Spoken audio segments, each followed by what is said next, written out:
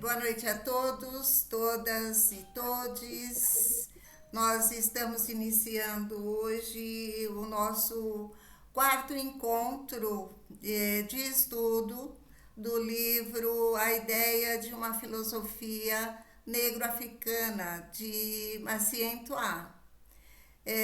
Nós já tivemos as exposições da professora Sônia Lira, que fez a apresentação do livro. Tivemos a exposição do professor Nazito, que fez o primeiro capítulo do livro, né? A filosofia e seus problemas. Tivemos o professor Erivelti, que fez a filosofia africana, mito ou realidade. Hoje nós vamos ter a exposição dos professores Aldaci e da professora Jodelice. O professor Aldacir é membro da diretoria da Profib e a professora Jodelice é também uma das coordenadoras do núcleo de filosofia pan-africanista da Profib. Então hoje eles vão dividir o tempo, né, de 20 minutos para a exposição do terceiro, é o quarto capítulo, é o terceiro capítulo. Os problemas de uma filosofia africana do nosso tempo. Então eu vou só dar uma informação, depois da exposição dos dois professores, eu coloco no chat a lista de presença. Peço a todos que não esqueçam de assinar a lista de presença, que é para depois a gente poder contar o tempo, né, para produzir o certificado, tá bom? E também peço a gentileza de manterem os microfones desligados durante as falas e após as exposições, quem quiser fazer contribuições, nós vamos usar o tempo de até 3 minutos para cada exposição e a pessoa pede então a palavra levantando a mãozinha, tá bom? Vou passar já a palavra para a professora Jodelice, que vai fazer a sua apresentação e passar o início da exposição. Eu aviso com 2 minutos, tá bom, Jodelice? Então tá. A palavra é sua, Jodelice. Tá certo. Boa noite a todos.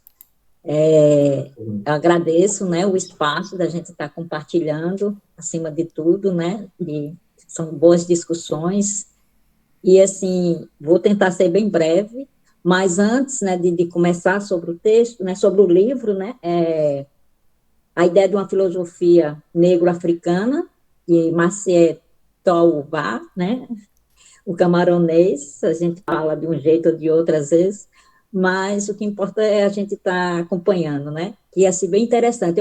Antes eu queria, assim, de falar que, assim, foi importante as pessoas que antecederam com os estudos, né? Então, quando no capítulo 1, né, falou do absolutismo, o professor Nazito, a apresentação da professora Sônia, do professor Erivelto, e as contribuições que foram as discussões com a exposição deles, né? E uma das coisas que me chamou a atenção, que eu comecei a ler, né, e para preparar um pouco isso aqui, foi a questão que é uma resposta que ele dá, né? E, assim, falando sobre a questão da ironia, né, de como ele vem tratando. E eu fui fazer essa leitura, né, de como é que essa questão dessa ideia de uma filosofia. Então, no primeiro capítulo, ele vem falando desse despertar para a África e essa contribuição do conhecimento filosófico. Mas aí ele vai chamar a atenção que é justamente esse despertar para a África que o filósofo, deixa eu ver se eu acho aqui o nome dele, quando ele vai dar a resposta, né, é que hoje esse despertar é a partir da chegada da colonização na África.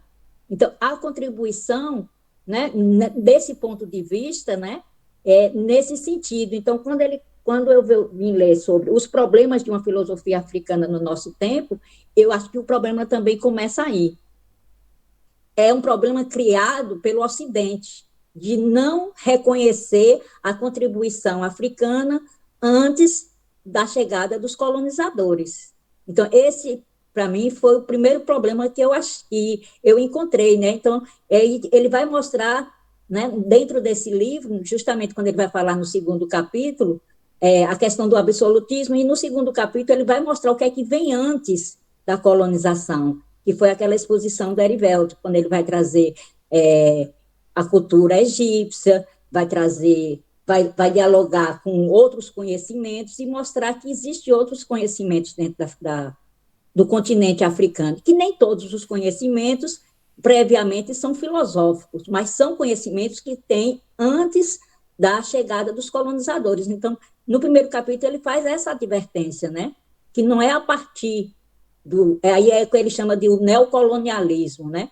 Mas eu acredito que o primeiro problema vem a ser esse, o próprio Ocidente que traz esse problema de querer conhecer a África a partir dos seus próprios pressupostos, né? A partir do que eles têm de modelo.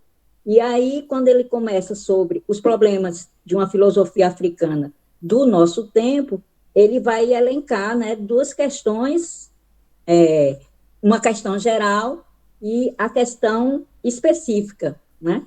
E aí ele vem sobre a questão geral de saber se é necessário optar ou não pela filosofia. É como se perguntar se devemos tomar o pensamento como um guia supremo da vida.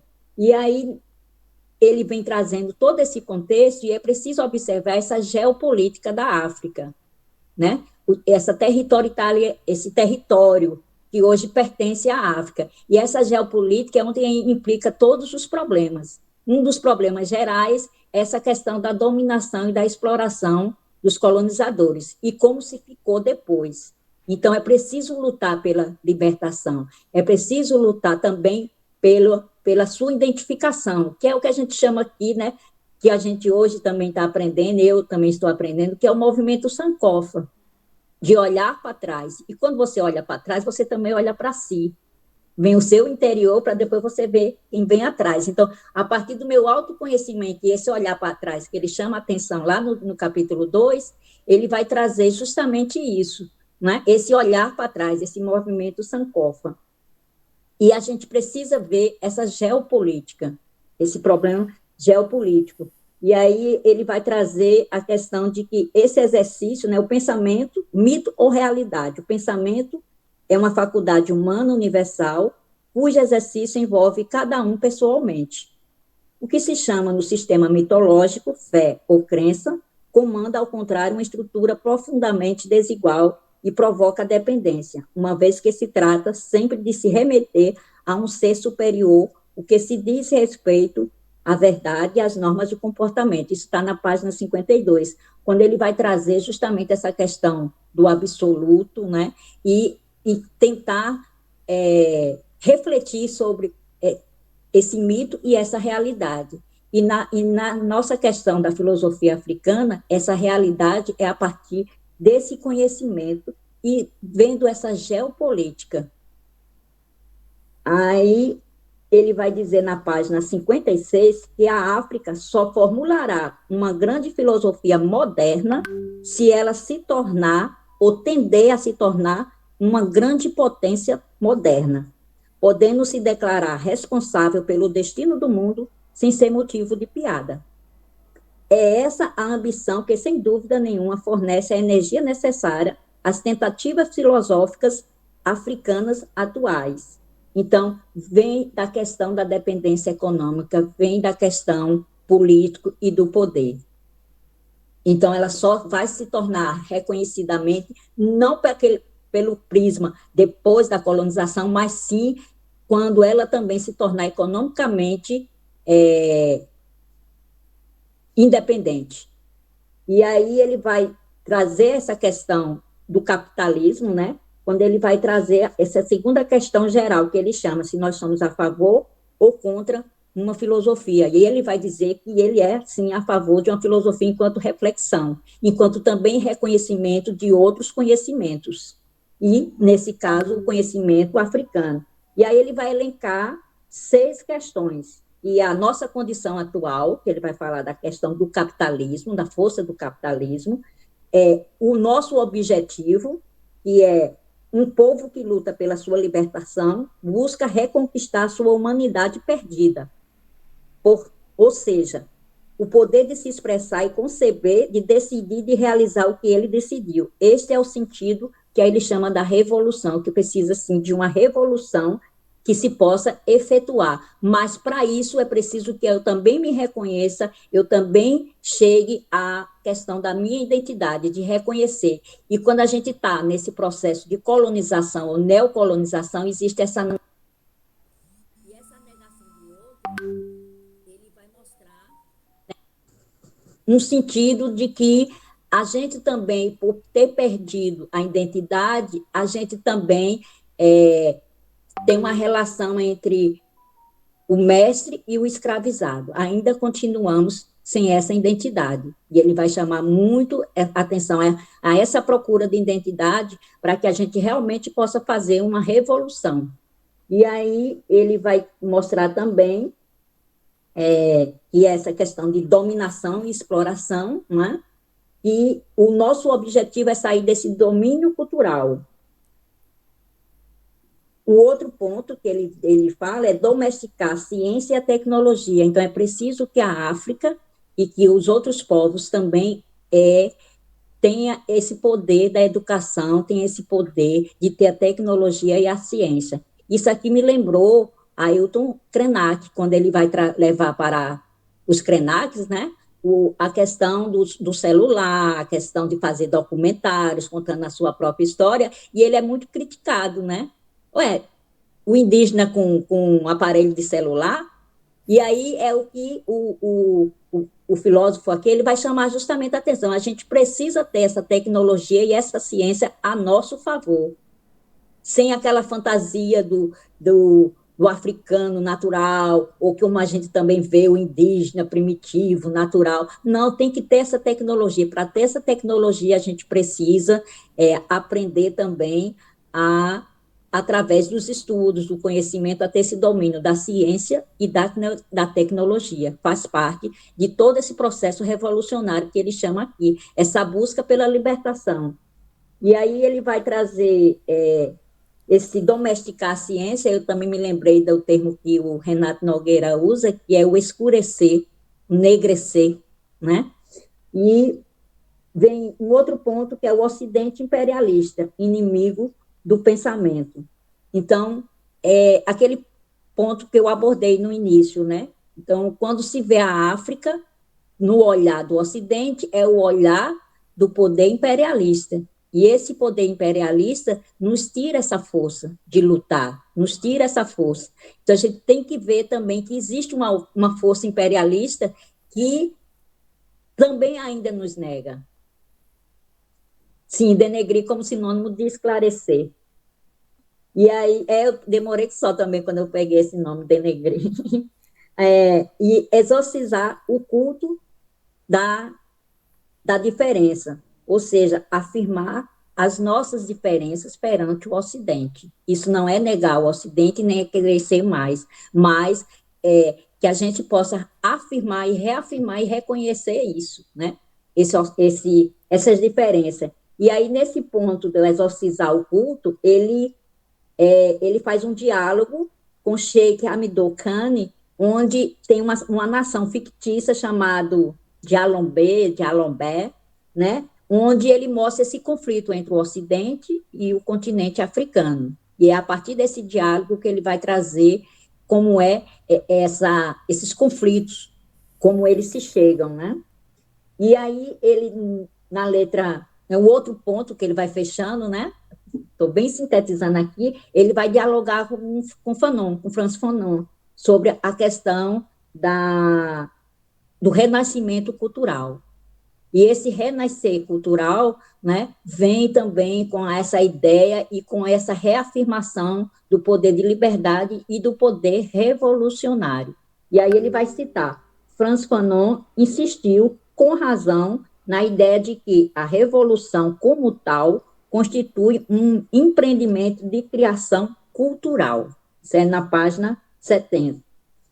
É necessário ver, ao mesmo tempo, que a ciência e a tecnologia constitui uma vantagem poderosa no esforço de redescoberta e de promoção de culturas tradicionais, pesquisa, registro ou impressão de resultados e sua difusão pelos meios de comunicação.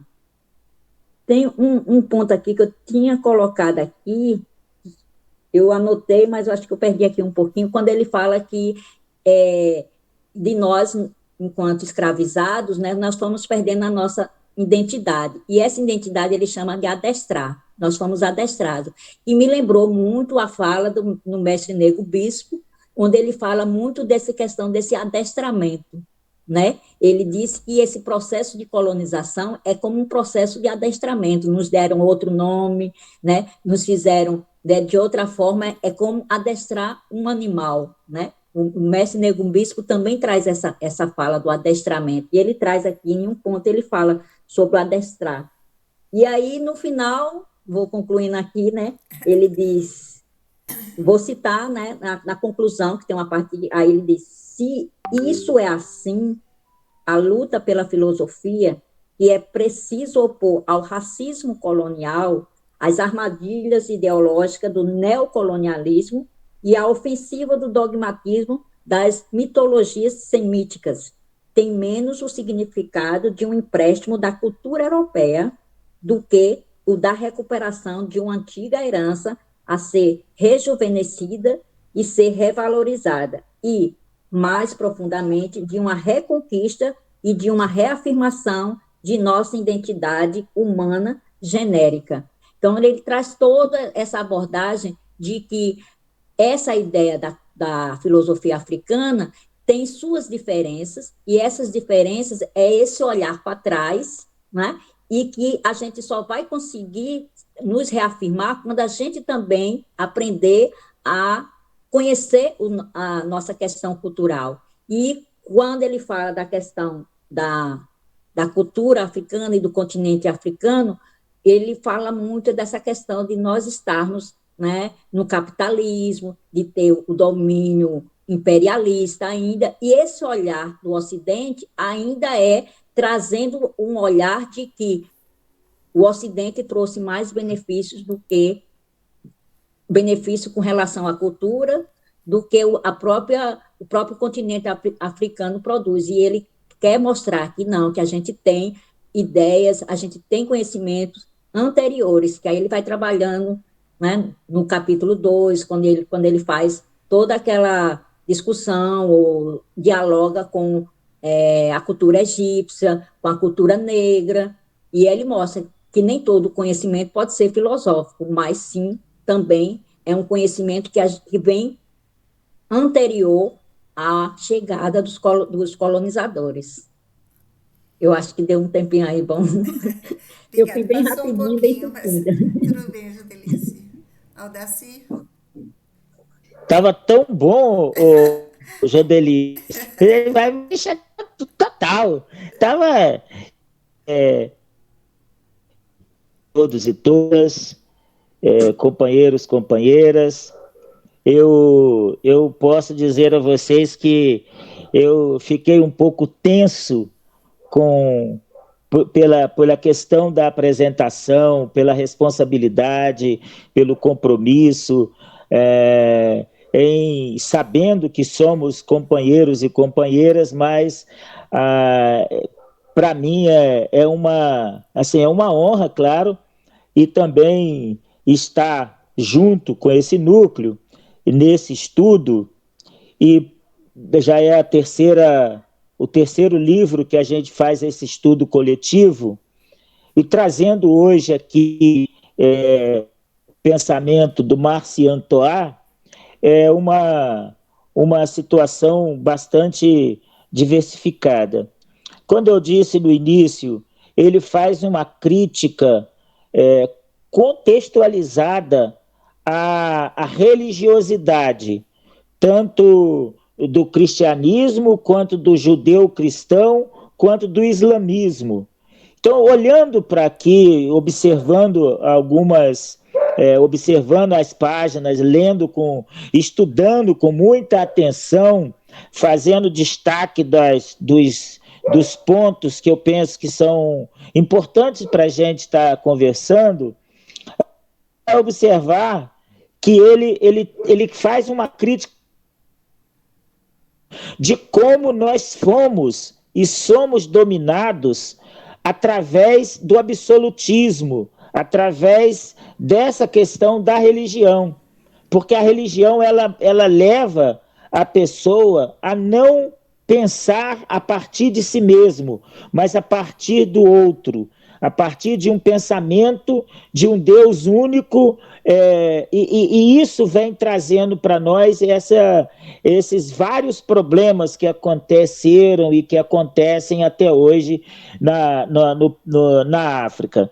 É claro que eu mais a Jodelice, a gente não se conversou antes, nem até para fazer divisão de quem falava isso ou quem falava aquilo.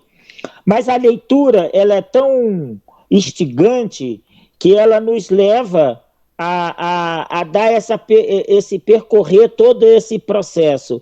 Eu observei aqui, principalmente, tem na página 56 também, eu fiz alguns destaques, principalmente quando a gente pega no segundo parágrafo da 56, o poder pode ser organizado sobre uma base absolutista, que acho que a Jo também já passou por aí, e depóstica, que não tolera nenhum debate sobre os princípios que o fundamentam.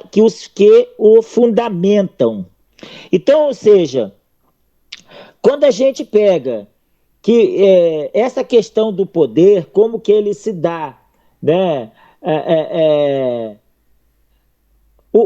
Essa questão, o poder pode ser organizado sobre uma base absolutista e depóstica, que não tolera nenhum debate sobre os princípios que o fundamentam. Ou seja, então essa questão de como que o poder ele se fundamentou, como que o poder se organizou, ele se organiza diante de uma forma que ele não permite que a gente conteste a forma do poder e como que ele age. Né? E aí ele vai discorrendo muito, e mais abaixo ainda, ele diz, atualmente, a África está por inteiro sob o controle de um sistema mundial de dominação e exploração. E aí, quando a gente olha para o resto do mundo, principalmente, ele vai falar um pouco mais na frente, mas eu tenho certeza que o tempo também não vai permitir, mas ele vai falar um pouquinho mais na frente e ele dá os países como França, Alemanha, né, que são os países que detêm o poder, e principalmente a França, a Inglaterra e a Alemanha, que dá todo dá toda essa sustentação para que a Grécia se torne esse expoente do mundo filosófico e não a partir das nossas próprias contestações. Aí depois, lá na página 57, que ele vai falar também aqui, ó, por outro lado, escreve Cesaré, ela se entendeu bem com todos os indígenas feudais que aceitavam servir, estabeleceu com eles uma cumplicidade viciosa, tornou sua tirania mais efetiva e mais eficaz, e sua ação tendeu a nada menos que a prolongar artificialmente a sobrevivência dos passados locais. Então, ao que eles tinham de mais pernicioso. Então, a gente vai observando que ele tece essa crítica, ele vai falando sobre esse processo de como que o continente africano como um todo foi domesticado, e aí ele vai usar em várias outras citações aqui mais para frente, ele vai citar de como que o processo absolutista ele entra no imaginário, ele domina o ser, ele vai domesticando o ser ao ponto desses escravizados, desses domesticados, praticamente assim, eles perdem a noção de como brigar por si mesmo. Ele vai falando isso em algumas entrelinhas aqui para frente. Aí depois ele disse assim: desse modo, o colonizado acaba aceitando sua nova condição e colaborando com sua própria exploração, aquilo que eu estava dizendo. Então, ou seja, ao ponto que o colonizador ele usa de um argumento, e ele vai usar, o Toá vai usar também, ele vai dizer que os textos bíblicos, depois lá na frente ele vai falar sobre o Gênesis, ele vai falar do Salmo 104, que aí mesmo quem não é cristão, mas já viu a Bíblia, sabe do Salmo 104, ele vai falar aqui do Salmo 104, de como que esse colonizador ele utilizou desse mecanismo para colonizar, fazendo com que isso que eu acabei de citar agora aqui. Então, um pouquinho mais acima, ele diz: a Europa colonizadora implantou o abuso moderno na base da desigualdade. Então, ou seja, exatamente, ele começa fazendo, ele vai fazendo. O colonizador, ele não chega assim e impõe. Ele vai dialogando, ele vai apresentando, ele vai... a gente usa um termo na roça que é ir cevando. Cevando é como você vai colocando lá uma comida e o passarinho vai comendo, vai se amansando até que ele vai comer na sua própria mão. Então, cevar para nós é um pouco nessa questão. E o colonizador ele faz isso. Ele não chegou com o chicote. Ele chegou com, vamos dizer assim, com a rapadura. Ele foi apresentando, foi dialogando, e ele foi apresentando os textos, usando inclusive do argumento que ele fala aqui do judaico-cristão e do islâmico. Ele não fala só de uma religião, ele coloca as três. Então o Marcian Toá, ele acaba por fazer uma crítica às religiões, por fazer uma crítica e contextualizar essa crítica, que a opressão ela vem se dando com doses fortes desses argumentos. E aí, observando aqui de como que isso acontece, a gente vai e pega como que nós, principalmente, a gente observa essas questões, né? De como que o colonizador fez e faz. Aí lá na página 58, eu vou ter que também correr aqui, que não dá para eu fazer todos os pontos que eu imaginei. Mas na página 58, ele vai dizer assim, ó: essa degradação do homem dominado é, então, invocada para explicar e justificar a dominação, enquanto, na realidade, ela é o seu resultado. Então, ou seja, como a gente está falando, como que o dominador ele usou desses mecanismos para que fôssemos para que fôssemos apreendidos e aprisionados a essa questão. Ainda na página 58, ele vai dizer aqui, no segundo parágrafo, nosso objetivo, eu só apontei algumas coisas aqui, a África próspera, forte e autocentrada. Então, ou seja, uma África formada, um centro autônomo de necessidades e de aspirações, de expressão, de concepção, de decisão e de realização nos planos políticos, econômicos e cultural.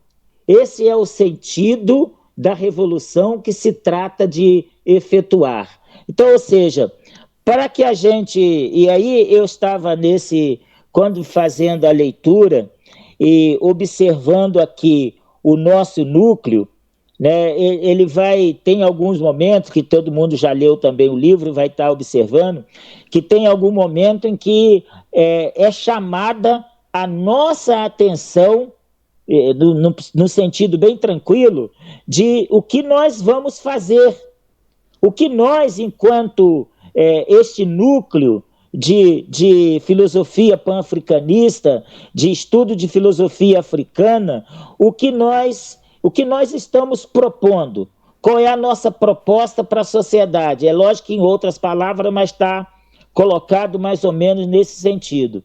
E aí a gente vai observar, e aí fazendo um parênteses muito rápido aqui, nós vamos observar que este núcleo, antes de fazer a leitura desse livro, esse núcleo já está se propondo a uma revolução social, que ele vai falar aqui de uma revolução social, não de uma revolução armada, mas de uma revolução social. Então, se nós observarmos que este núcleo, ao propor ao Congresso Nacional Brasileiro um projeto de lei que coloca a filosofia africana nas escolas em todos os níveis, isso já é um processo revolucionário.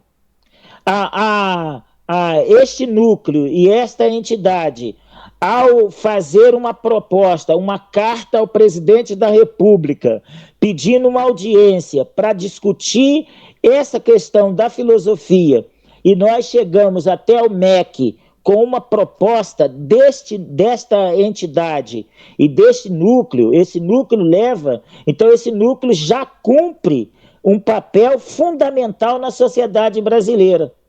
Então é importantíssimo para nós, enquanto entidade, enquanto a Profib, estarmos percebendo que nós já estamos fazendo. Nós não estamos apenas ou somente nos gabinetes com ar-condicionado. Nós estamos na sala de aula, no chão da escola e na sociedade, principalmente nas periferias, onde a gente quer que esta discussão chegue. Então, eu sei, Neuza, que já deve estar aí mais do que findando aí, né? Já passou o tempo. Já passou do meu tempo, né? Eu vou ficar por aqui... Só para fechar aqui, na página 60, eu fiz um destaque aqui embaixo, que eu vou só ler o destaque que eu fiz aqui, que é uma que eu já até falei um pouco. Aí ele diz assim, pelo conhecimento dos fenômenos naturais e pelo domínio exercido sobre eles, que Deus, no Gênesis, o Salmo 104 ou o livro de Jó, por exemplo, estabelece sua transcendência, sua superioridade absoluta sobre o homem. Deus, ou seja, segundo os teólogos, o Espírito absoluto é como tal, porque conhece e governa o mundo, para que a gente feche isso aí. E o homem, nos textos bíblicos, deve se submeter a Deus em função de sua ignorância. Só para a gente fechar nesse daí, para que a gente, assim, converse um pouco e as pessoas aí possam entrar conosco. Muito obrigado e tenhamos todo um bom debate. Obrigado, Aldacir. Muito bom mesmo. Tanto a apresentação da Judelice como do Aldacir também. A nossa reunião vai ser conduzida daqui para frente pelo professor Aldo, tá bom? Então, passo a palavra para ele. Lembrando que quem quiser fazer intervenção, levante a mãozinha, tá bom? Obrigado, Deus. Obrigado, companheiros e companheiras aqui que estão participando. Quero saudar todos e todas que estão vindo pela primeira vez nesse debate e dizer que esse livro é extremamente importante. Eu estou muito entusiasmado com o conteúdo dele, entendeu? Muito. De fato, estou gostando bem, porque ele faz um recorte filosófico, questiona a supremacia teológica muitas vezes, mas faz um recorte de classe. Ele faz um recorte de classe, né, que é extremamente importante, claro que possivelmente pela influência que ele vai ter, que ele teve do marxismo. Nós vamos então abrir a palavra, também saudar o mês de novembro, né, digamos assim, um mês da consciência negra, dizer que estamos aqui num contexto de um debate extremamente importante, inclusive saudar o movimento negro que faz com que o governo, que o ministro da Educação reconheça que o tema do Enem seja um tema que é a redação sobre os desafios para a valorização da herança africana, que comporta um amplo e profundo debate também, essa temática que faz parte, ou que fez parte ontem da redação dos nossos educandos. Então, está aberta a palavra 3 minutos para que a gente possa. Eu peço, nós não vamos cortar a palavra de ninguém, mas eu conto com essa sua também participação para que a gente possa fazer um debate importante. Professor vamos lá, então. Primeiro. Wallner. Professor Dieudos Wallner. Legal. Então, vamos lá. Certo, boa noite a todos e todas. É um prazer estar com vocês nesse momento. Semana passada não podia participar e fiquei um pouco triste. Eu sei, esse grupo é um grupo super importante para mim. Hoje me sinto muito na pele. Eu achei o que estava procurando na conversa de hoje. Parabenizo primeiramente Socorro e Aldeci, é o nome, é isso? Aldeci. Certo. Então, tem algumas coisas que me chamam a atenção na fala deles aí, que é super importante. Primeiramente, fala da questão de renascimento cultural. Isso aqui, o Fanon falou muito sobre isso também. Eu gostei disso aqui. É uma forma que a gente precisa... eu não lembro quem fala isso, a gente precisa desaprender para reaprender ou aprender. Então, por isso que eu falo, esse debate nesse momento é super importante. Aldeci mencionou também a questão da religião. Lembrando que o sistema colonial, ele é bem estruturado, ele foi bem montado. E é por isso que, acho que Socorro que menciona isso, a questão do adestramento. Adestramento foi feito de duas maneiras, mentalmente e de forma corporal.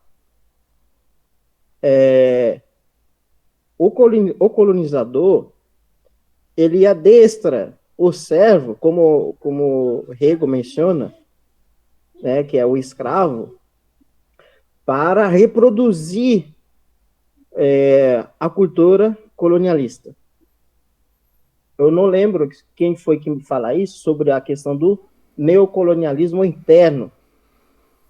Acho que é a Shirley Membe que fala sobre isso, né, no seu livro, Saída da Grande Noite. Então, o sistema religioso que o Aldeci mencionou é uma delas que faz parte da questão desse adestramento. Então, porque esse povo precisa evangelizado. Através da evangelização, a gente consegue vencer, porque são selvagens. Então,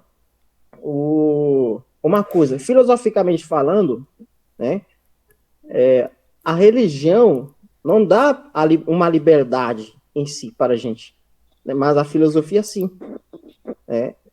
Quando você se liberta filosoficamente, você está fora do contexto religioso, não é porque você está contra. Então, esse salto, ou seja, esse passo descolonizatório, é importante fazer. Olha o tema do Enem ontem. Né? Ninguém esperava. Eu fui deixar minha sobrinha, mais uma colega dela, no local da prova. Qual seria o tema de hoje? Fala sobre o meio ambiente, veio a fumaça que foi aqui em Rondônia e tal. Eu fiquei caladinho. Não, lembrando, 2000, acho que vê aí os temas do passado do Enem.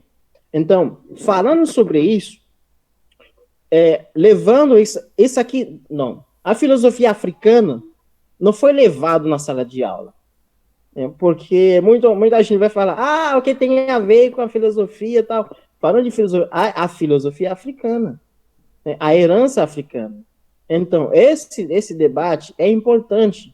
Né? Que tal levar uma carta até chegar ao MEC, né, com uma proposta? Seria ideal, né? Estamos fazendo um trabalho super importante. Não para estender muito o tempo, tem muita coisa para falar. Eu sou muito doente ao falar da filosofia africana. Então, para não estender muito, ou seja, para extrapolar muito, eu vou encerrar por aqui. Parabenizo os dois de hoje que fizeram uma boa, ou seja, uma bela apresentação. Parabéns para vocês aí. Me sinto muito na pele. Obrigado, professor.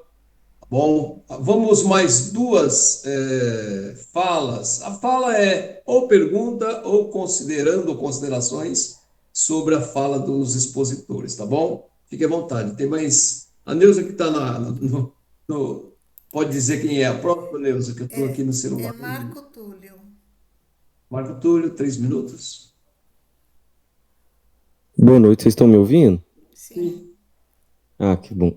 Boa noite, pessoal. Então, a minha fala é no sentido, assim, de tanto fazer uma contribuição, mas também pedindo para que os expositores, né, Socorro e o outro companheiro, dê a opinião deles sobre isso. Porque, assim, quando eu faço a análise, eu vejo que o colonialismo, ele surge principalmente no início da modernidade, e o mesmo mecanismo que fundou o colonialismo, ele também fundou o Renascimento, né? O Renascimento, na verdade, foi uma tentativa europeia de recriar uma antiguidade clássica que, na verdade, nunca existiu. Então, se pintou, literalmente, né, por conta das artes, né, tanto do ponto de vista da pintura, como do ponto de vista das esculturas, se pintou no imaginário europeu de que a antiguidade era branca, e isso sustentou uma determinada superioridade do homem branco europeu frente às outras civilizações e aos outros povos da humanidade. E um dos estudos principais em relação a isso, que é muito bem feito, é o Legado Roubado, lá do George James, né, que ele vem falar sobre como se criou uma ideia deturpada do que seria Platão, Sócrates e Aristóteles, no sentido de que não existiam só eles, e que todo esse movimento realizado pelo Renascimento, ele foi, como é que fala? Ele foi subsidiado pela Igreja Católica, né, para se pintar tanto Jesus Cristo como homem branco, e os filósofos também semelhantes a Jesus Cristo, para dar essa semelhança de racionalidade ao cristianismo, e de se pintar uma raiz, de se pintar uma antiguidade que ela fosse branca, como se ela não tivesse um multiculturalismo, né? Não tivesse outras culturas convivendo ao mesmo tempo, como se o homem branco fosse o berço da humanidade. Então isso funda e isso fica no imaginário.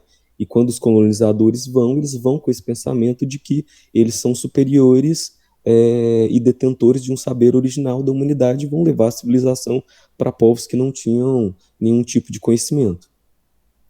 Eu gosto lá do George James, quando ele fala que ninguém escreveria tanto quanto o Aristóteles, ninguém produziu depois de Aristóteles tanto, porque o Aristóteles, na verdade, ele foi ajudado pelo Alexandre o Grande, quando ele, nos movimentos colonialistas do Alexandre o Grande, né, ele roubou livros africanos, livros egípcios, né, e levou esses conhecimentos pro Aristóteles, o que demonstra como Aristóteles conseguiu escrever com tanta força e sobre temas variados, né? Nenhum outro filósofo escreveu dessa forma depois do Aristóteles. Então, o mesmo movimento que funda o colonialismo, que funda as navegações, ele funda também o Renascimento, e esse Renascimento é a base simbólica, né? É o que está dentro do imaginário das pessoas até hoje, que ficou muito forte, que é a propagação dessas imagens, principalmente de santidades relacionadas à branquitude. Então, superar isso, né, como o próprio texto fala, como o Socorro expôs, e como outro companheiro depois falou sobre a questão da religiosidade, se ela está inculcada na nossa religiosidade, se o nosso imaginário que perpetua até hoje é dessa imagem do santo branco. Então, como é que eu vou superar isso se isso está dentro do nosso inconsciente coletivo? Então, é realmente esse movimento de denegrir mesmo, de denegrir no sentido de esclarecer, do sentido subversivo do termo de denegrir. Tornar negra as coisas para se expor realmente à raiz delas. No mais é isso, muito obrigado pelo espaço e estou aprendendo demais aqui com vocês. Acho que essa exposição de hoje foi fundamental. Obrigado, gente. Obrigado, professor. Importante reflexão e também deixou aí um gancho para os expositores. Tem mais alguém inscrito, Neuza? Não. Bom, tem mais alguém que deseja falar nesse primeiro bloco, gente? Desuíta, 3 minutos. Depois o Nazito. Aí a gente fechou o Nazito nesse primeiro bloco, passa para os expositores, depois vamos voltar para outro, para a gente finalizar. Boa noite a todos. Eu gostaria... Desuíta, fala mais perto, fechou seu som. Seu microfone está fechado. Desuíta, seu microfone está fechado. Desuíta. Ok, abriu já. Agora sim, isso. Obrigada. Então, eu gostaria de mencionar aqui, na página 51, a primeira questão geral, que eu achei bem interessante, ela vai começar a falar sobre a questão do pensamento. Mas é na 52 que praticamente dá mais uma ênfase, aí na quarta linha, mais ou menos, quando diz: quanto a nós, consideramos o pensamento pelo que ele há de mais elevado no mundo conhecido. Na verdade, constatamos que de todos os seres conhecidos, o homem é o único que pensa e que, por essa razão, prevalece sobre todos. Então, eu achei muito interessante isso aqui, porque eu acredito que o autor está se referindo aqui ao pensamento como um elemento móvel, que praticamente é fundamento para uma filosofia crítica. Eu li muito pouco, mas eu entendi que ele vai direcionar aqui a sua ideia, nessa sua obra, sobre a questão da criticidade, onde continua aqui. Além disso, constatamos que entre os homens, aqueles que indivíduos ou povos desenvolvem a faculdade universal de pensar, prevalecem com o tempo sobre aqueles que a sufocam ou a negligenciam. Então, ele continua falando com o mesmo entendimento, aqui para ser um pouco mais rápido, e mais embaixo ele diz, na mesma parágrafo, quanto à despreocupação, admitir que o pensamento é o que há de mais elevado no mundo é admitir também que ele não deve ser dirigido e que ele realmente, ele é e não pode ser dirigido, que tem o direito de dirigir a vida dos seres em que se manifesta. Quanto à despreocupação, ela, no caso da vida, de forma alguma, uma solução. A humanidade não pode se permitir imitar os lírios do campo e os pássaros do céu, que não semeiam nem colhem, mas, aparentemente, ninguém o faria para ela. Se os homens negligenciassem o semear, o colher, o pensar e a preocupação com as condições de sua vida, eles morreriam com certeza. Bem, eu achei praticamente esse parágrafo e o outro interessante, porque eu acredito que falamos inicialmente nos primeiros parágrafos do livro, nos primeiros capítulos do livro, sobre a questão do mito, qual é a finalidade, a função do mito. Eu, fazendo uma referência já com o andamento da leitura, eu penso o seguinte, que essa preocupação dele, ela vem, com certeza, chamar a atenção atualmente das pessoas para que, ao lerem e ao se depararem com certas categorias na sociedade, como, por exemplo, as pessoas se debatem, falam muito, às vezes até se discordam entre si sobre a questão do marxismo, e para não falar do neoliberalismo e outras categorias. O marxismo não, desculpe, o comunismo, o prato é o comunismo. Mas se a gente perguntar o que é o comunismo para as pessoas, eu em outro momento vou apresentar aqui, porque agora não é tempo, sobre uma conversa que eu tive com um taxista sobre o comunismo. No final, nós nos damos bem. Então, assim, eu acredito que ele está preocupado com isso, direcionar um pensamento da filosofia negro-africana, mas que seja crítica, que saia dessa questão mais do miticismo e da questão mitológica, conhecimento sem fundamento, mas aparente. Era mais ou menos isso. Obrigada. Obrigado, doutora Rita. Vamos então, já são 3, vamos passar então para... Depois eu volto com o Nazito, com o Jaime, mas para a gente fechar o bloco. Passo então para os 2 expositores, a ordem que foi apresentada. 3 minutos cada um também, eu sei que é pouco, mas são perguntas e o conteúdo praticamente são basilares.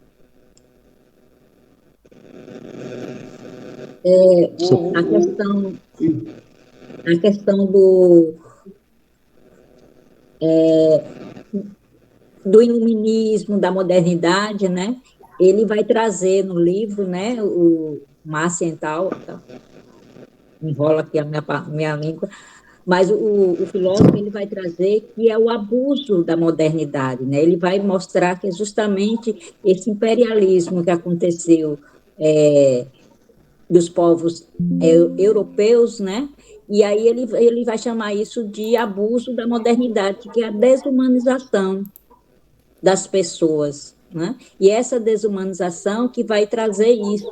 Por isso que ele vem tão contundente, né? Essa questão do absolutismo, dessa nova roupagem, né? Através da religiosidade, desse poder que existe. E esse poder traz essa desumanização, que ele chama de abuso da modernidade.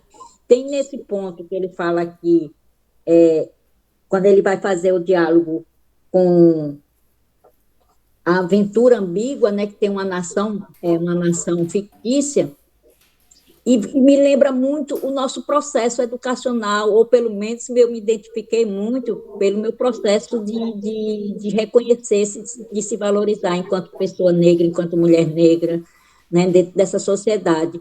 E a gente está repetindo, né, aquilo que a gente aprendeu como se fosse algo bem naturalizado, né, e sem questionar muito. É isso que ele nos provoca, e é isso que ele chama a atenção, né? E, assim, eu passei por esse processo, e a gente também ainda passa dessa coisa de ficar na repetição, né? Aprender isso e repetir, e decorou. Ele fala muito isso, que o filho vai para a escola e não aconteceu grandes coisas na vida da família, né? E aí ele vai dizer que o filho é completamente entusiasmado por repetir, e o professor também entusiasmado por escutar, e ele mostra esse processo de repetição que a gente faz, que é justamente essa linha tênue, que é essa questão da reflexão sobre a ética religiosa, sobre o dogmatismo, que você não pode questionar. Então, por isso que ele traz com bastante ênfase essa questão do absoluto, que dá, o professor, o Aldaci está pedindo tanto para se aprofundar um pouco mais, mas é muito por aí, é a gente naturalizar essa questão que ele chama de abuso da modernidade, que foi a nossa desumanização. E, assim, sair desse sistema, né, sair desse processo, é o autorreconhecimento, é essa autovalorização também. E esse querer, né, é a revolução cultural, né, o fato da gente querer estudar aqui, de se preparar e tudo mais, já é também uma ação, né, ele chama para ação, né? Então, é essa ação consciente que a gente pode ter. Eu não uso esse nome, mas é essa ação reflexiva, né? Que a filosofia traz. É a filosofia que pode trazer essa ação reflexiva. Legal. Legal, Daci. 3 Então, minutinhos. O Daci, se deixar, ele vai longe. Aí a gente boa. Mas então, eu fiquei observando, e ao estudar esse livro, porque não é um livro para ler, né? É um livro para estudar, e aí você tem que estar muito atento. E é importante a gente observar que a todo momento ele chama a atenção para aquilo que nós fomos formados, e aí nós fomos domesticados. Quem aqui não passou por igreja, seja ela de A a Z, não importa qual denominação, mas olhando para esse texto que a Deusuíta acaba de me ensinar, eu não lembro mais agora onde vai estar o texto lá na Bíblia, mas vocês vão observar que quando os apóstolos questionam que eles estavam saindo, largando as suas coisas, que iam caminhar com Jesus e fazer as pregações, e eles alguém começou a questionar como é que eles iam fazer, o que ia comer. Aí a resposta foi essa: olha, não vos preocupeis com o dia de amanhã. Olha para os lírios dos campos e as aves do céu, que elas não plantam, não colhem, não guardam em celeiro, e, no entanto, o Deus do céu não as deixa passar necessidade. E nós, e principalmente para mim, que fui seminarista e há bem pouco tempo dentro da igreja protestante, a gente trabalha isso dentro de nós de uma forma tão eloquente que a gente fica praticamente embebecido com essas palavras. E o Marciano Toá, ele está nos provocando a rompermos com esse jargão, a romper com esse comodismo, digamos assim. E aí ele está provocando a gente que, ao mesmo tempo, como que nós vamos fazer uma filosofia, como que nós vamos libertar o continente africano, se esse mesmo continente está preso a esses conceitos. Então, ele vai falar em algum momento aqui na frente exatamente sobre essa questão dos conceitos. Ora, nós temos que romper com alguns preconceitos e alguns conceitos para fazer, de fato, uma filosofia libertária.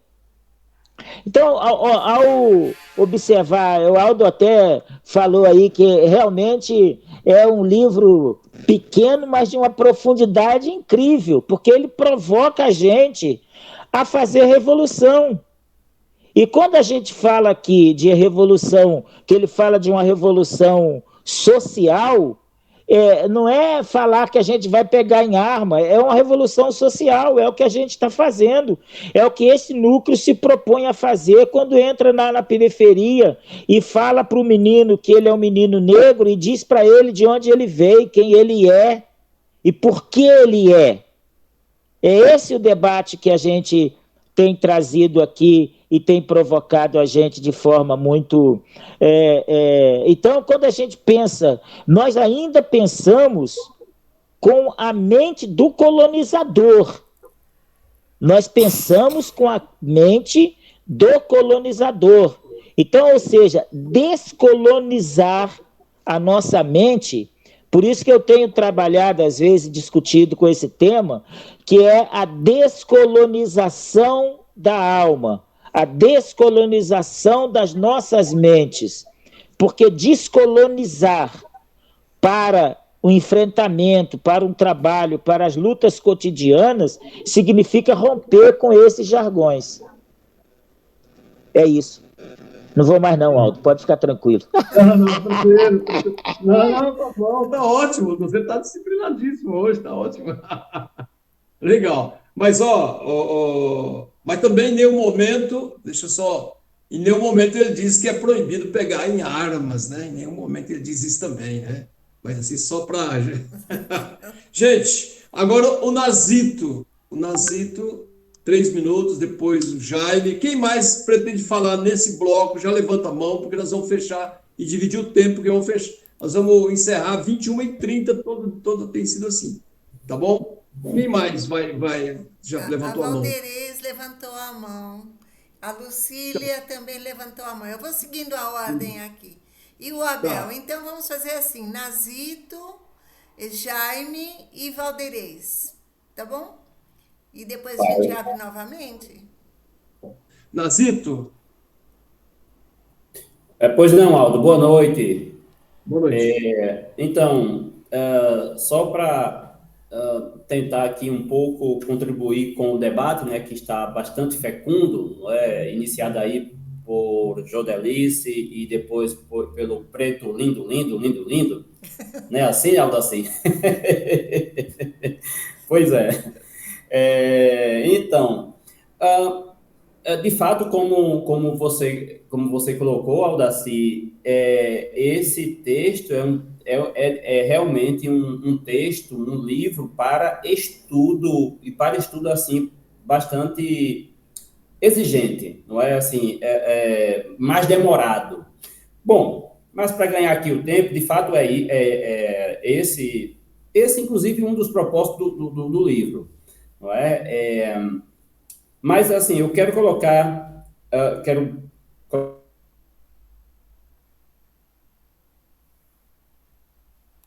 Na página diz o seguinte: depois de ter mostrado a existência de uma filosofia na tradição cultural africana, devemos também, e com mais energia, especificar que esse reconhecimento não faz de nós adeptos da filosofia africana, da qual mostramos a realidade. Bom, o que eu extraio daqui é o fato, né, o fato do Toowa ter mostrado a existência dessa filosofia africana na antiguidade, né, na tradição cultural africana, na antiguidade. Né? Nós constatamos, através, principalmente, do 2º capítulo, que existe uma filosofia na África, mais propriamente ali no Egito, embora não seja apenas no Egito, e eu vou já citar também a existência de outras filosofias subsaarianas, não é? Que também existe, evidentemente, não é? Em todo o continente africano. Mas ele chama atenção na página 56, além, né, de mostrar, não é? de nos dizer que nós, né, que ele fez análise, que ele nos trouxe essa filosofia da tradição africana do passado, quando ele divide essas duas questões sobre as quais ele mencionou nesse terceiro capítulo, na página 56, ele vai falar da filosofia na questão geral. E diz assim: passando à questão específica, qual filosofia para a África? Responderemos sucintamente: uma filosofia de compreensão crítica, a teoria do que é ou está em andamento do que queremos, a previsão das condições de realização de nosso propósito fundamental, dos principais obstáculos que nos separam desse propósito e da maneira de superá-los. É visível aqui a colocação dele, não só neste ponto, não é, sobre essa filosofia crítica, não é? Nós vimos desde o primeiro capítulo, não é, o Toa colocando, dizendo, né, que a filosofia é aquela que encara o absoluto, não é, que questiona o absoluto, não é, que tem a coragem, né, como ele mesmo diz, que tem a coragem de se contrapor, de questionar o absoluto, para entender esse absoluto e dizer o que ele é, como ele mesmo o faz. E a partir daqui, gente, pessoal, veio a mim, né, assim, me veio a preocupação de entender, não é, que filosofia ou quais filosofias nós encontramos na África. De fato, nós temos várias filosofias na África. Não se trata de uma filosofia apenas, não é, na África. Olha só, né, eu anotei aqui algumas que eu vi em outro livro. Nós temos, isso sem esquecer as filosofias antigas, não é? Nós também vimos neste mesmo livro o Toa falando da Maat, que é uma filosofia, e não podemos esquecer também da filosofia Ubuntu, que é outra filosofia assim de grande entusiasmo, né, de acolhimento, né, do outro, não é, de valorização do outro, não é? E contra o egocentrismo que existe em nós.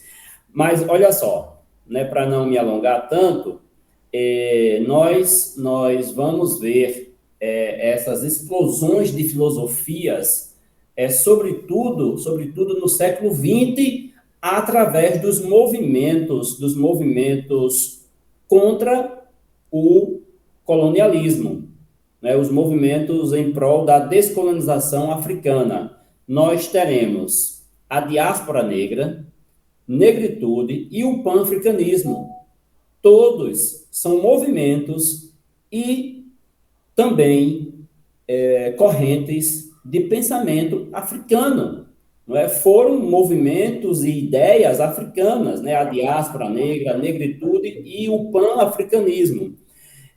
Nós temos também, não é, outra corrente que é citada pelo Toa, a etnofilosofia, que recebeu críticas, né, de diversos setores, inclusive do próprio Toa, não é? Mas é uma filosofia, não é, que tenta resgatar a sabedoria a sabedoria popular, né, dos provérbios, mas, enfim, é uma filosofia, não é? No entanto, talvez para responder à etnofilosofia, surgiu a sagacidade filosófica, né? A sagacidade filosófica ou sabedoria filosófica, ali, não é? No século XX.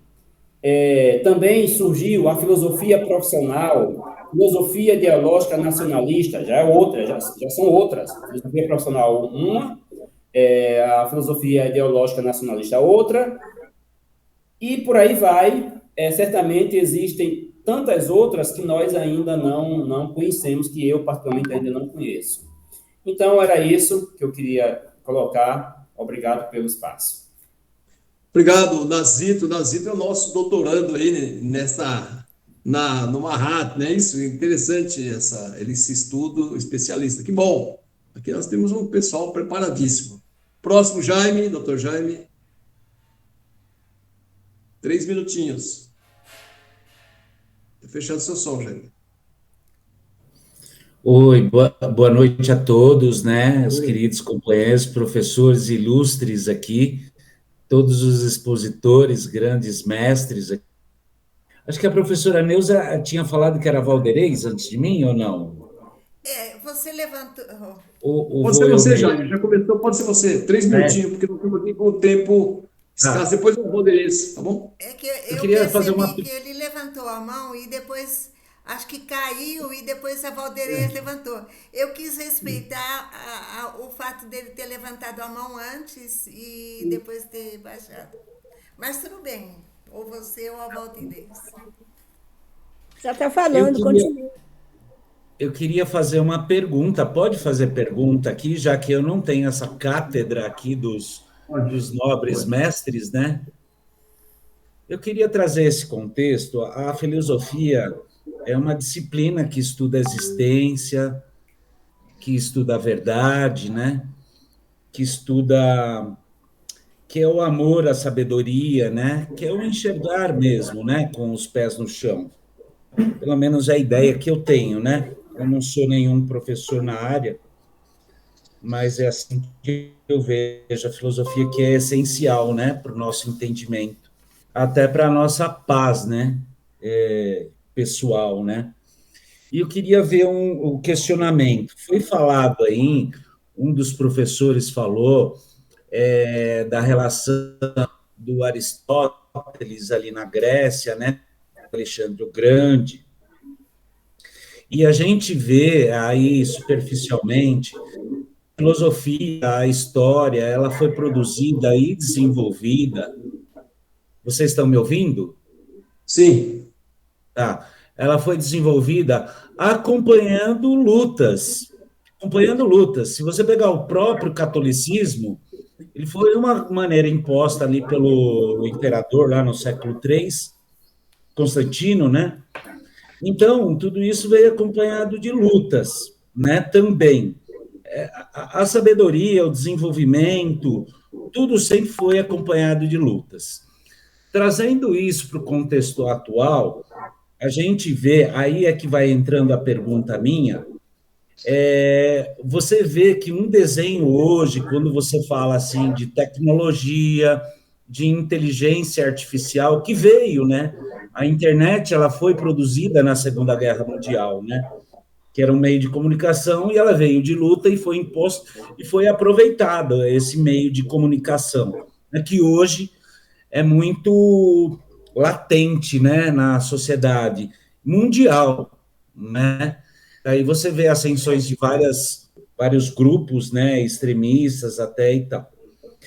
E eu queria perguntar para os professores, foi falado da questão da África também, por exemplo, foi falado da questão da religiosidade, e foi falado, por exemplo, se você pegar um continente que nem a África, tem 57 países, 54 países, 37 deles, por exemplo, tem a prevalecência da Igreja Universal, aqui do Brasil, né? Então, entra aí esse neopentecostal, entra aí. Eu acho que a filosofia não pode ignorar essa, para a própria filosofia não ser massacrada por esse tipo de movimento, né? E ali na própria África, a Igreja Universal tem muita força ali em Moçambique, e na própria Angola. Nós recebemos há pouco aqui o rei da Angola, né? E você vê que era uma pessoa muito... Ela queria saber como que era a história, né? Eu sei que o rei da Angola não tem representatividade para todos na Angola, né? Mas teve alguns ali conflitos ali próximo também, até esqueci os países ali. E eu queria ver como pegar todo esse conhecimento, esse despertar que está no livro, e a gente, de fato, colocar isso para as pessoas, principalmente para as pessoas periféricas, principalmente agora, no momento que você vê, depois de eleição, por exemplo, um Chavô, que ele, né, é um representante de várias classes ali periféricas, e até aquele galo de luta, que é o Paulo Lima, ali do Guaraú, quando ele fala, às vezes, a pessoa da periferia, que é naturalmente mais o negro, ele não tem tempo, né, de estudar, de ver, e ele se apega àquela coisa, olha, eu tenho que ver meu lado agora, e entra nessa corrente capitalista, o que é muito perigoso, né, para sufocar a parte do conhecimento. Então, essa que seria minha dúvida. Desculpa me estender muito. Obrigado, doutor Jaime. Valdez. Boa noite, saudações aí a todas e todos.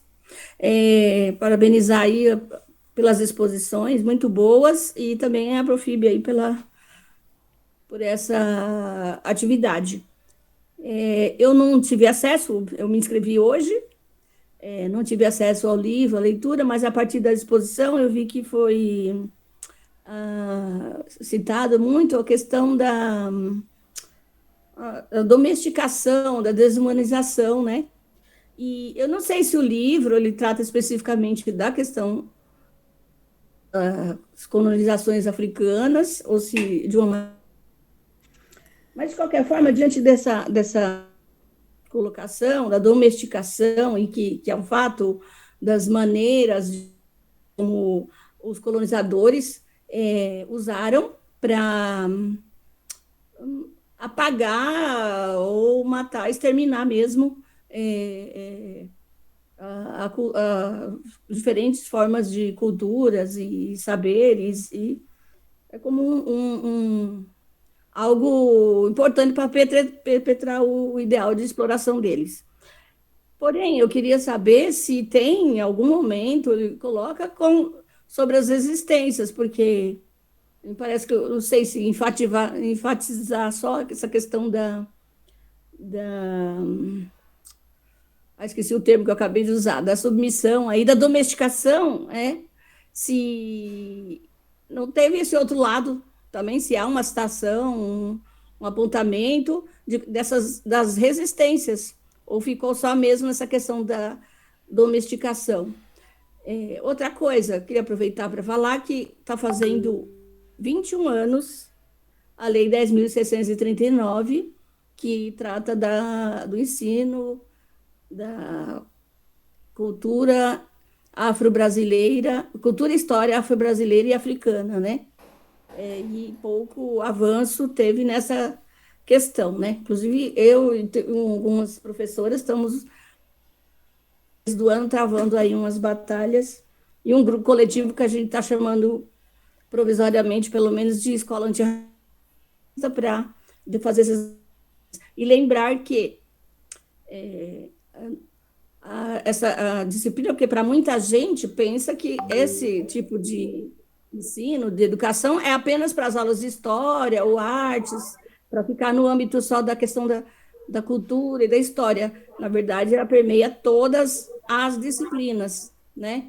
Inclusive a filosofia, que eu acho que tem que se garantir que a filosofia continue, porque pelo que se viu aí aqui no estado de São Paulo, praticamente vai extinguir, embora seja oficial, que seja obrigatório, mas vai ter, tipo, uma aula.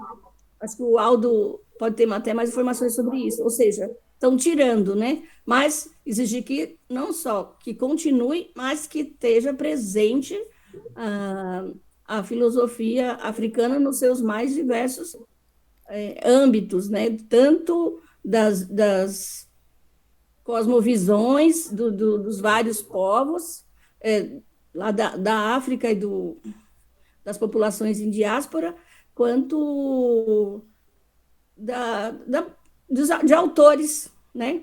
Em âmbitos diversos. Eu acho que seria importante a gente... eu queria ressaltar essa questão da Lei 10.639, que depois ela acabou agrupando também os povos indígenas em 2008.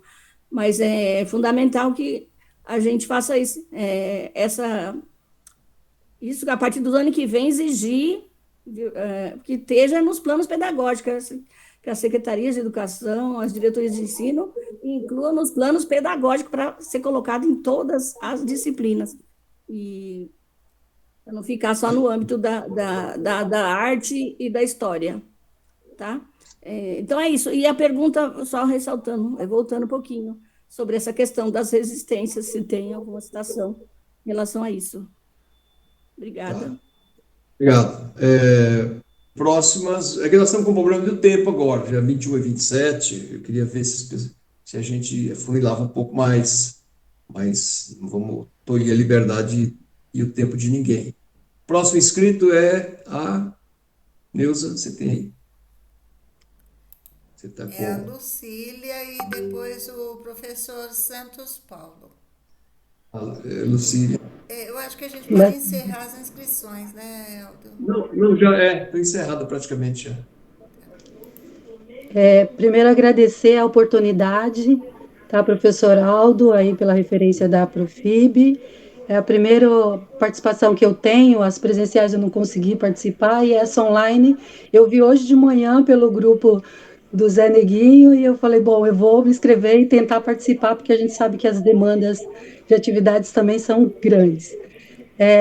Agradeço os dois professores, a professora Jodelice de Socorro e o professor Odacir Fonseca de Souza pela exposição. Eu não conheço esse trabalho especificamente, vou até procurar para ler, né, junto com vocês aí na sequência agora.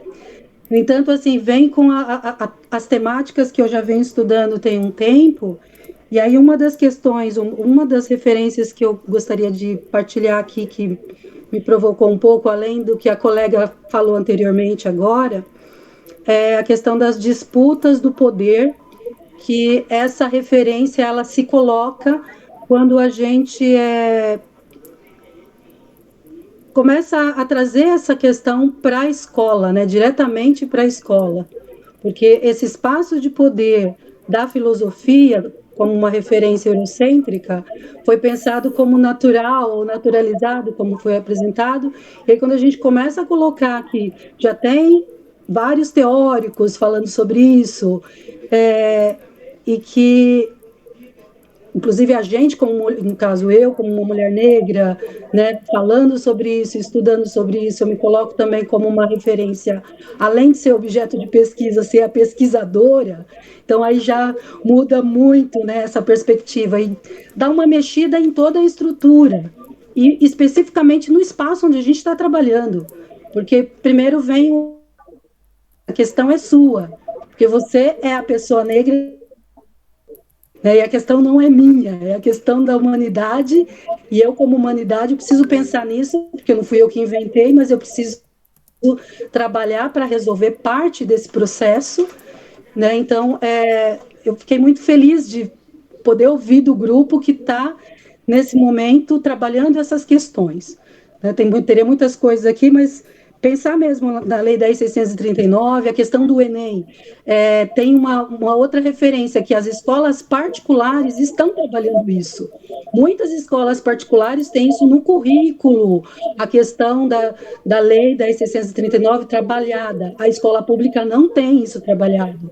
Então, é bem delicado. Então, nós estamos, como trabalhadores da escola pública, muito atrasados, e a gente sabe por quê, né? Então, mas bom, deixo aí meus agradecimentos e espero ter outras oportunidades de partilhar com vocês, ouvir vocês, foi muito bom, muito axé, Ubuntu é a palavra Gratidão. Legal, bacana. Bom vê-la aqui, tá bom? Seja bem-vinda. Legal.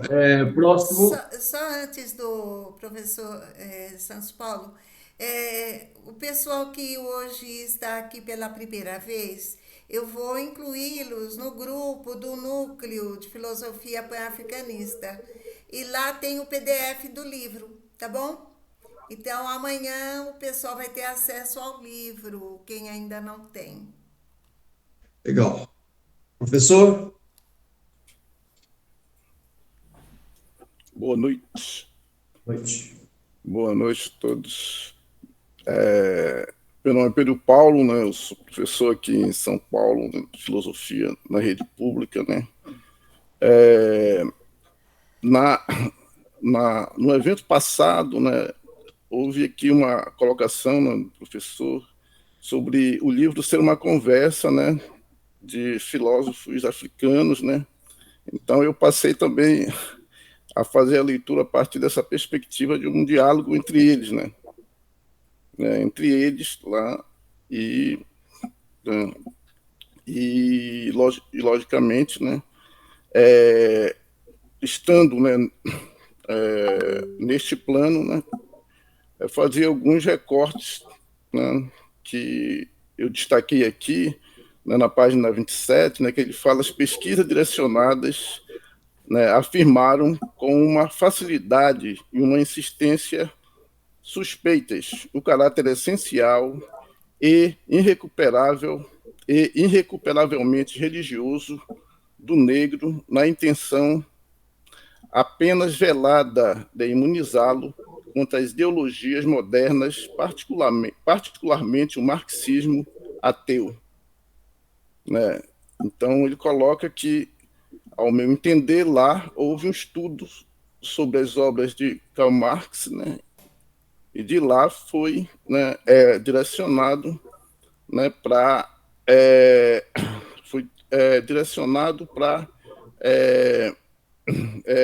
imunizá-lo, né, das ideologias do marxismo ateu, né? Então, e trazendo aqui o olhar para o Brasil, nós tivemos também um estudo importante aqui no Brasil das obras de Karl Marx, né, pelo grupo do SEBRAP, né, na década de 60.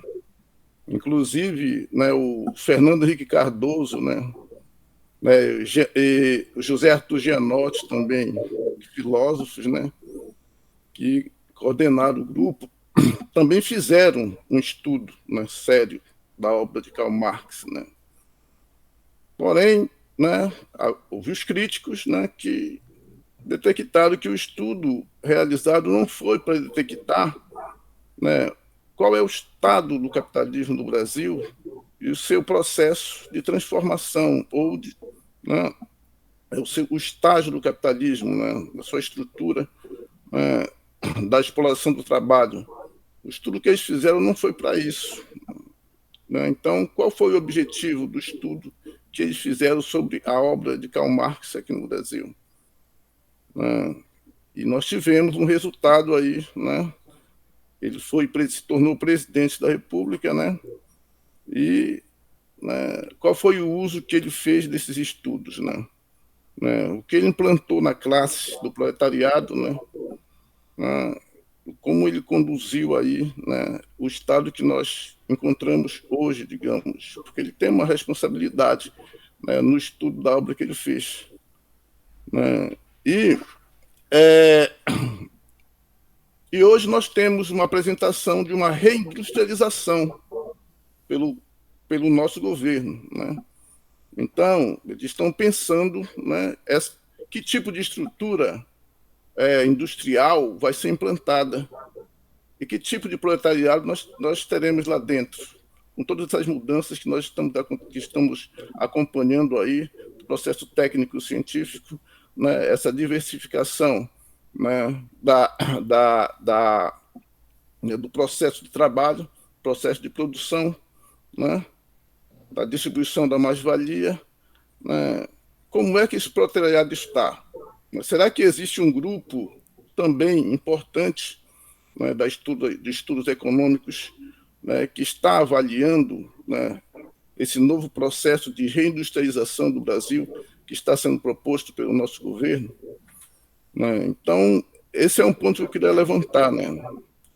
O outro ponto é sobre a questão que ele coloca sobre a despreocupação. Ela não é, de forma alguma, uma solução, né? A humanidade não pode, né, se permitir imitar os lírios do campo e os pássaros. Inclusive, houve também uma fala sobre esse trecho que eu também achei importante, né? Porque existe uma tradição, sim, mas uma tradição, uma investigação, né, de uma investigação desinteressada da filosofia, mas não despreocupada, né? Então, eu acho que é aí, né, a questão da desconstrução, né, desse pensamento absoluto, né? A desconstrução não é uma destruição, né, do pensamento, né? Porque nós estamos falando aqui de filosofia, né? E nós iremos importar também o conceito de filosofia europeia, né, para pensar, por exemplo, a nossa realidade, né? Porque o conceito ele é grego, né? Então, a filosofia ela tem, né, um estatuto absoluto também, que nós podemos utilizá-lo aqui, ou seria uma outra denominação? Essa também é uma outra questão que eu... Só isso aí, muito obrigado. Obrigado, professor. Tem mais uma mão levantada, não sei se levantou, esqueceu de abaixar. A Valdenez, isso. Tem mais alguém, Neuza? Não, Alda, não tem Só, mais. antes de passar, eu também, eu sou filho de Axé aqui, dos Deus. Não, eu estou aqui também, queria só trazer aqui uma reflexão rápida. Peraí. Abel? O Aldo estava falando, fala, você ia falar? Você é filho do quê? É filho de Deus. Não, eu não falei isso. Deixa eu só concluir, então. Fala, Deus. Eu queria também, eu acabei não esquecendo de fazer a inscrição, mas eu queria só trazer uma reflexão que está na página 56, que eu entendo que ajuda na compreensão. Diz o seguinte: atualmente, a África está, por inteiro, sob o controle de um sistema mundial de denominação e exploração. O capitalismo internacional se impôs às nossas sociedades graças à sua força física superior, tirada do conhecimento científico, dos elementos e dos processos naturais e da aplicação desses conhecimentos à atividade militar e produtiva.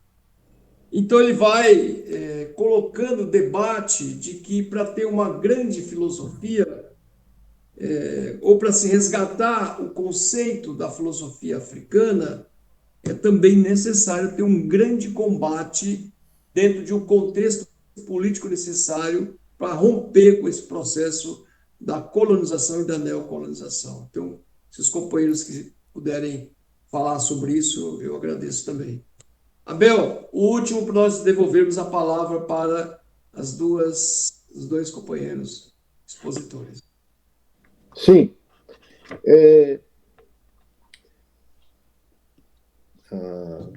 Então, aqui na página 22, filosofia e filosofias, não é? Quando ele está tratando dessa questão da busca da filosofia, do sentido da filosofia na Europa, não é, para depois trazer para a África, ele vai constatar que a filosofia é uma coisa que é natural ao ser humano e vai ter uma associação com os locais, né, onde essa filosofia vai ser desenvolvida, esse pensamento vai ser desenvolvido, tem essas características dos locais, e é por isso que nós temos várias filosofias. Não é? Então, eu queria dizer isso para quê? Para que nós estamos pensando na África, né? Que a gente quer ver também uma filosofia feita na África, originária de lá, e assim como ele também quer. Mas nós podemos também ver a partir da América. E se existem filosofias, nós também temos que pensar uma para nós aqui.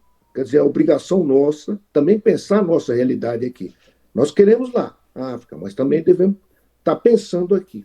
Né? Porque se o pensar é uma característica do ser humano, e cada ser humano faz a sua filosofia, e a filosofia ela faz parte do contexto onde está, então temos aqui que fazer a nossa, porque ninguém vai fazer por nós. Tá certo? Então, isso é uma coisa que é importante a gente guardar também. Isso. Nós temos um olho lá, mas também temos um olho aqui. Bem, e aí ele chega a falar o seguinte: filosofia sempre, ou teve sempre, a antifilosofia, que é aquela que o Aldacir, não é, falava, que é essa da implantação, domesticação, não é? E assim por diante. Bem, então, tem uma parte aqui no livro que ele diz assim: o homem é um escravo dos deuses e de seus representantes na terra, ou seja, do poder. Aí ele complementa dizendo assim: o culto à personalidade, a submissão cega a uma grande personalidade consiste nas características fundamentais da mentalidade mítica. Então, é justamente isso que ele quer fazer com que a gente consiga superar. Né? Ou seja, para a gente alcançar esse patamar de um pensamento próprio, livre, vamos ter que fazer isso. Pensar com as nossas próprias tema é que nós dizemos na prática, que é na questão da política e talvez na questão que ele toca da revolução, é que, ao mesmo tempo que a gente quer dar esse passo, aparecem coisas como essa legislação que está sendo feita aqui em São Paulo. Eu não sei se no Brasil todo. A contradição, né? Você vê que o Enem, como é para o Brasil todo, toca na questão, não é, do tema filosófico importante de se pensar a realidade da África, como desenvolver e como valorizar aqui para nós isso. Só que, do ponto de vista do outro lado da questão, tem a redução das aulas de filosofia que estão acontecendo nas escolas, né? Principalmente aqui em São Paulo. Então, existe, né, a filosofia e a antifilosofia. E talvez aí a necessidade mesmo de uma revolução não pode estar fora do nosso, da nossa mira, né, da nossa possibilidade de alcance. Ou seja, talvez, talvez tenhamos que pegar em armas. Então, isso nós vamos comentar na próxima aula que eu e o Aldo vamos falar na semana que vem. Então, entra essa questão da revolução. Né? Legal, é isso aí. Valeu, Abel. Legal, você já está adiantando. Ó, gente, o livro, em tese, o livro termina hoje. Mas aqui nós vamos nos deparar, que é o próximo debate, que é o último debate. O texto é esse mesmo, é debate. Então, são vários autores, vários intelectuais que questionam ou que fazem perguntas, contestações ao próprio Torá, e ele vai responder um por um de forma, muitas vezes, socrática, ali no enfrentamento duríssimo, né? Com argumentação, sem baixar o nível. Alguns perderam um pouco a qualidade, mas nós vamos deixar para a semana que vem, vai ser um bom debate. Eu não conversei com a Abel como vai ser o formato, mas eu queria já antecipar que vocês também precisam se preparar para poder também participar do debate, né? Porque esse debate é sobre o livro dele. Se nós temos um grupo que estamos estudando o livro dele, também é importante que, como está sendo gravado, que os participantes deste grupo também possam depois aparecer na gravação o que pensaram o que entenderam ou as dúvidas que têm em relação a esse grupo. Portanto, eu queria, então, agora passar a palavra para a Neuza primeiro para os dois companheiros, com 3 minutos para cada um, para suas considerações finais, ou, eventualmente, uma resposta ou outra das que foram mencionadas aqui. Aí fica a critério dos dois, quem vai falar primeiro. Não, eu posso falar depois Pode falar, 3 minutos. A Jodelice.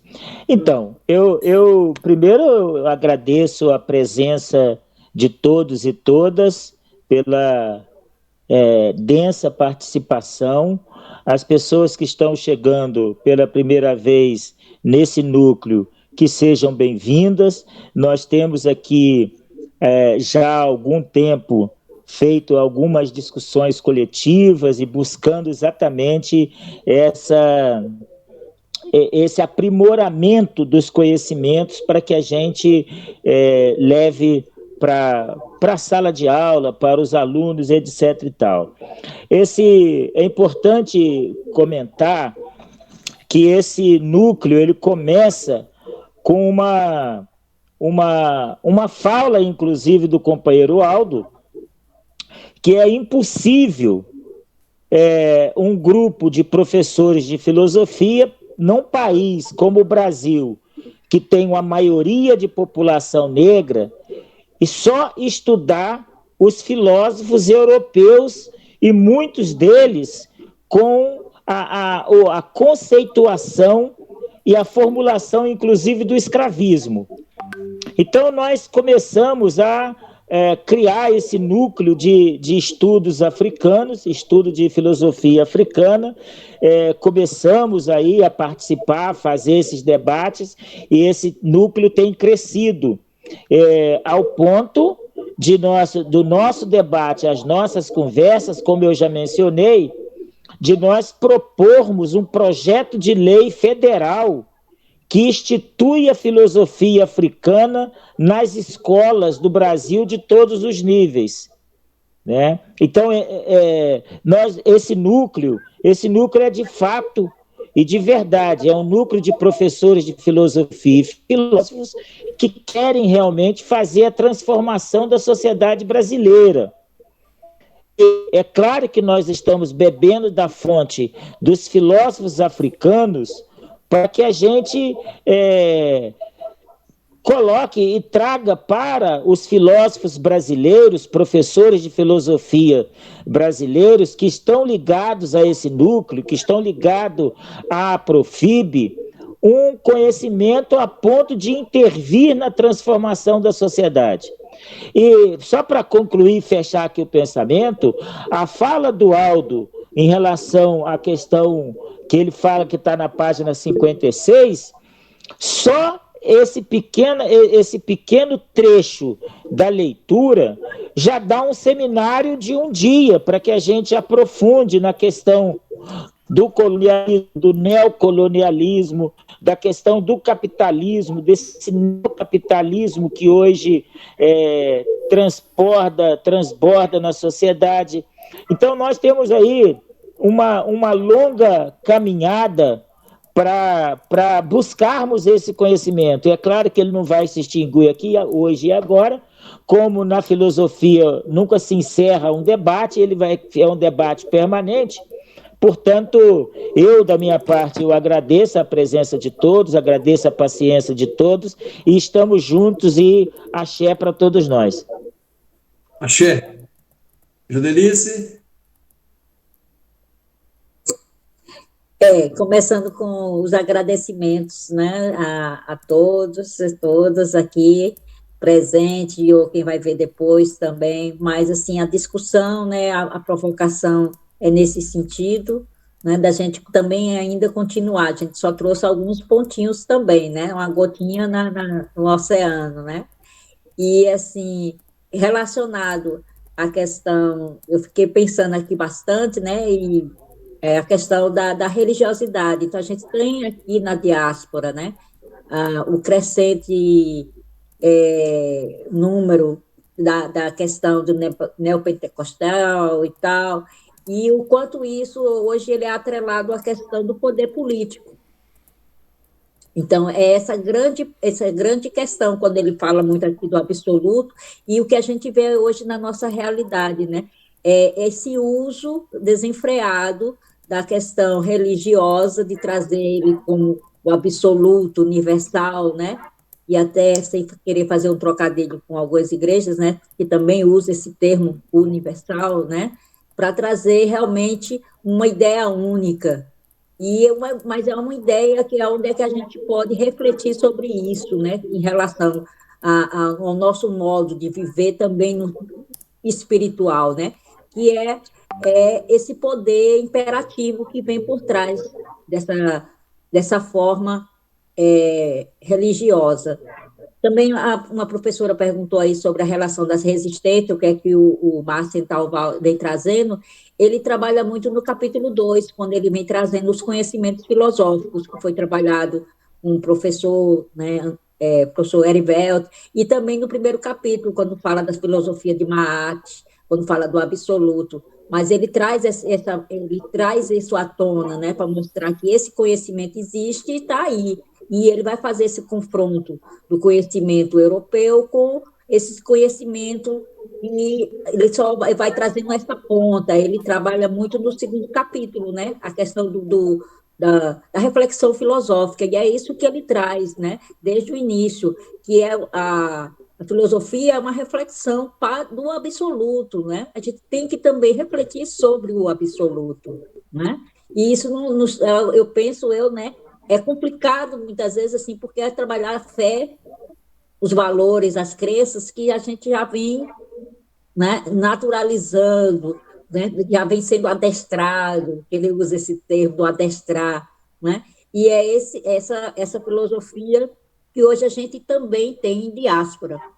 Então, a realidade africana é também muito reflexo da nossa vida aqui em diáspora. Né? Todos esses pontos que ele coloca, também a gente pode colocar para nós, né, enquanto filosofias brasileiras. Né? E a gente tem a questão das filosofias tupi-guarani, a gente tem a nossa história ameríndia, a gente tem esse encontro, essa confluência que o quilombola negro bispo traz, né? E é esse crescimento, né, que aí para ele não é decolonial, é contracolonial. Então, também é construção e desconstrução, né? Todo esse nosso percurso também de refletir sobre a filosofia. E, assim, eu tenho mais a que agradecer, eu acho que são coisas pertinentes que a gente tem que ficar... são debates, são reflexões, né? São considerações também, e que isso vai, com certeza, isso acrescenta nosso dia a dia, nosso conhecimento e nossas ações, que as ações também, elas podem ser individuais, mas elas também têm um pensamento coletivo. Acho que a grande questão da filosofia africana é justamente isso, né? Que a gente possa, né? Que é aquela coisa do ninguém solta a mão de ninguém, assim, né? E é esse avançar também dessa caminhada. Obrigada, gente. Uma boa noite. Obrigado, boa noite, um abraço. Foi excelente a exposição. Neuza, para a gente fechar, nossa presidenta. Está fechado seu som, Neuza. Pronto. Só reforçando aqui um pouco a fala do Abel, né, que lembrou, e do Aldo também havia lembrado antes, a questão do Enem ontem, né, que trouxe a discussão, né, da influência africana para nós, né? E, por outro lado, também essa questão da exclusão da filosofia, né, no ensino médio, né? O quanto está sendo cruel, né, todas essas medidas que aqui, principalmente aqui nós em São Paulo, vimos sofrendo com esse governo, né? Então, eu acho que é isso. O Aldacir, na fala dele, também valorizou bastante o nosso trabalho aqui do núcleo filosofia pan-africanista. E eu acho que é isso mesmo. Eu acho que a gente acertou, né, quando a gente decidiu fazer esses estudos. Fizemos o livro da Bell Hooks, depois fizemos o Silvio Almeida e agora o Assantois. E eu acho que é isso. O nosso caminho é esse e a gente vai seguir nessa luta. Tá? Eu quero agradecer aos companheiros novos que vieram hoje pela primeira vez e que se preparem para a próxima segunda-feira, né? Com a exposição do professor Aldo e o professor Abel. É bom, é isso. Muito obrigada a todos e todas e até a segunda-feira que vem. Axé, axé para todos. Boa noite, gente. Boa noite. Boa noite, gente. Boa noite, boa noite, boa noite. Axé para todos nós. Bom descanso. Para todos. Obrigado. Nazito, vai se preparando para você falar sobre a Maat, viu? Acho que ele já saiu. Valeu, gente. Boa noite para todo mundo, viu? Segunda. Até segunda.